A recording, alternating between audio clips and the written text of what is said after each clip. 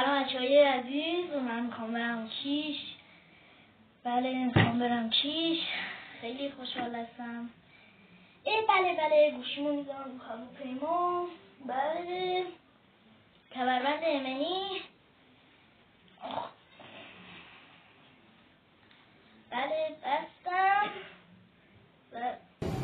به نام خداوند بخشنده و مهربان، پروردگارا در همین کارها یاور ما و همواره حافظ و نگهدار ما.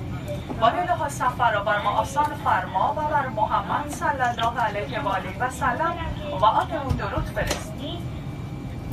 وقت بخیر خانم ها و آقایان، ضمن گرامی داشته یاد و خاطره بنیانگذار فقید جمهوری اسلامی ایران و با عرض ادب و احترام شما مسافرین ارجمند از طرف هواپیمایی وارش، خلبان ناجیان، سرمهماندار و سایر گروه پروازی، ورود شما را به هواپیمای بوینگ 737